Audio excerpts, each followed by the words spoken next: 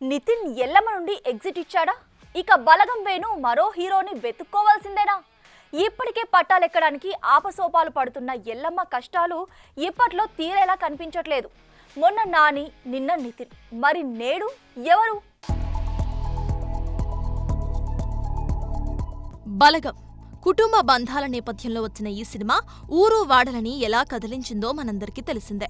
ఇక ఈ సినిమాని తెరకెక్కించిన బలగం వేణు మొదటి సినిమాతోనే టాక్ ఆఫ్ ది ఇండస్ట్రీగా మారిపోయాడు.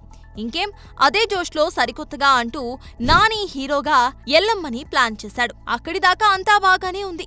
కానీ ఎప్పుడైతే కథ నాకు ఆనట్లేదు అంటూ నాని పక్కకి తప్పుకున్నాడో అప్పటి నుండి ఎల్లమ్మ చుట్టూ కష్టాలు చుట్టుముట్టాయి.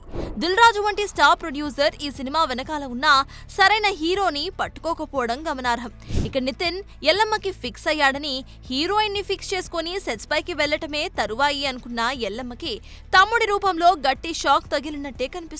అప్పటికే వరుస డిజాస్టర్స్ ఫేస్ చేసిన నితిన్ తాజాగా తమ్ముడు సినిమాతో హ్యాట్రిక్ ఫ్లాప్ లని మూటగట్టుకున్నాడు. దీంతో నితిన్ మార్కెట్ పూర్తిగా పడిపోవడంతో ఎల్లమ్మకు అతను కరెక్ట్ కాదని దిల్ రాజు పక్కన పెట్టేశాడన్న టాక్ ఫిలిం సర్కిల్స్ లో గట్టిగానే వినిపిస్తుంది. ఇక అన్నీ కుదిరితే శర్వానంద్ ఈ సినిమాలో కనిపించే ఛాన్స్ ఉందని, ఒకవేళ శర్వా కూడా సెట్ కాకపోతే ఏకంగా ఓ తమిళ స్టార్ హీరోని రంగంలోకి దించే అవకాశం ఉందని తెలుస్తోంది. ఇక ఇప్పటికే కీర్తి సురేష్ మెయిన్ లీడ్ గా నటిస్తుందన్న టాక్ వచ్చేసింది. సో హీరో సెట్ అయిపోతే త్వరలోనే ఎల్లమ్మ మొదలవుతుంది అన్నమాట. చూడాలి మరి ఇప్పటికైనా ఎల్లమ్మ త్వరలోనే స్టార్ట్ అవుతుందా, లేక ఇలాగే చుట్టుముట్టిన కష్టాలు కంటిన్యూ అవుతాయా అనేది. For more videos like this, subscribe Big TV channel.